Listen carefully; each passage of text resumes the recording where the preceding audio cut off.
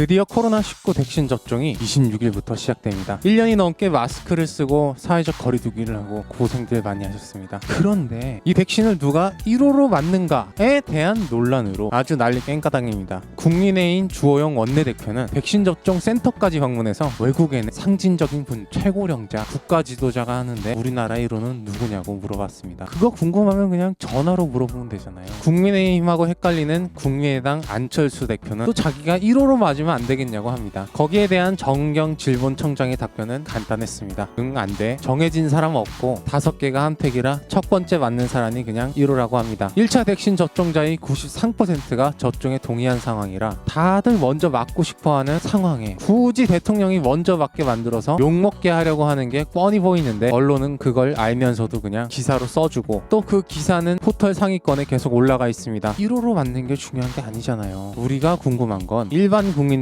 과연 언제쯤 백신을 맞을 수 있는가, 그리고 우리는 이제 쓰고 있는지 안 쓰고 있는지도 잊을 만큼 익숙해진 마스크를 벗을 수 있는가입니다. 저만 그런가 모르겠는데 저는 이제 밖에 나갔다 오면 옷부터 갈아입고 아 맞다 마스크 벗어야지 하면서 마스크를 벗어요. 마스크가 편해졌어요. 마스크에 대한 이야기는 아직 질본에서 나온 이야기가 없습니다. 오늘 발표된 보도자료에 보면 이미 16만 3천 명분의 백신이 전국 보건소로 배달이 된 상태이고 제일 먼저 백신을 맞는 분들은 65세 이하의 요양원에 계시는 분들과 종사자들이라고 합니다. 요양병원에 계시는 분들은 고위험군이라 매주 2번 코로나 검사를 하기 때문에 여기부터 하는 것 같습니다. 우리나라는 총 4분기로 나눠서 접종을 하는데 먼저 코로나19에 관련된 의료기관 종사자가 1분기에 접종을 받습니다. 2분기는 60세 이상 노인, 장애인 의료기관 종사자들이 접종을 받고 3분기부터 전 국민으로 확대되기 시작합니다. 그때쯤 되면 일반 국민에게 접종 시기를 문자로 알려준다고 합니다. 이런 모든 아주 유용한 정보가 질병관리청 홈페이지에 깔끔하게 정리돼서 나와 있습니다. 자세히 보고 싶은 분들은 댓글에 제가 링크를 달아드릴게요. 그런데 우리나라 K방역이 정말 대단하고 잘하고 이런 거는 뭔가 들어본 것 같은데 우리가 눈으로 자주 보는 기사는 대통령이 백신 1호로 맞을 거냐, 아니다, 나 안철수가 백신 1호로 맞겠다,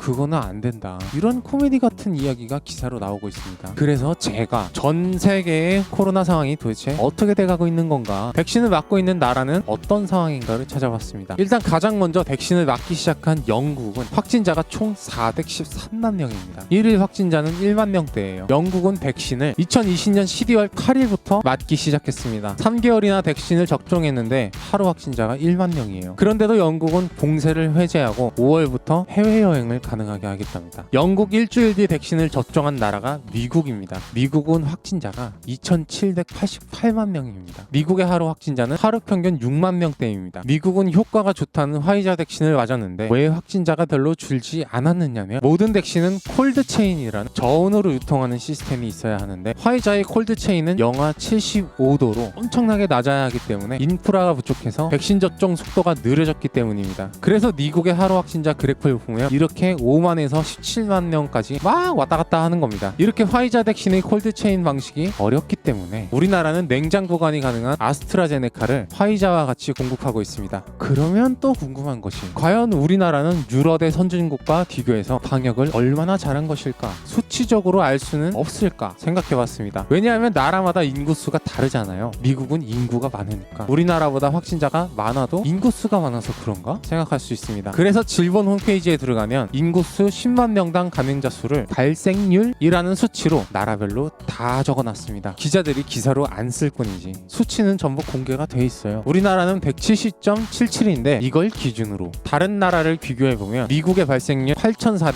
8,424.04로 우리나라보다 49.3배가 많고 스페인 39.55배, 영국 35.65배, 프랑스 31.9배, 독일 16.7, 이탈리아 16.5배. 우리나라가 미국이나 유럽의 선진 국가들보다 최소한 16배가 적습니다. 이건 그러니까 최소한 16배 잘했다는 거예요. 아마 503 정부 때였으면 우리나라 코로나19 방역 미국보다 50배 잘해, 무려 50배, 형광등 50만 개의 효과, 창조 방역 대박, 이런 식으로 기사가 100만 개는 쏟아졌을 텐데 이런 가슴이 웅장해지는 정보는 입을 싹 닥치고 백신 1호 접종자는 누구인가 같은 궁예 기사를 써내고 있습니다. 심지어 아스트라제네카의 백신 효능이 65세 이상에서는 떨어진다는 논란을 야당이 주장하자 정부에서 어쩔 수 없이 아스트라제네카의 백신 접종을 65세 미만으로 한정했습니다. 그런데 이 아스트라제네카는 이미 스코틀랜드에서 80세 이상의 고령층에게 접종해서 94% 20%의 중증 위험도가 줄었다는 논문이 2월 20일에 발표됐어요. 논문이. 이번 코로나 시국을 겪으면서 제가 제일 피부로 느끼는 것은 정부가 정보를 투명하게 공개할수록 언론의 하찮음이 잘 보인다는 것입니다. 고양이 뉴스 원재은이었습니다. 안녕!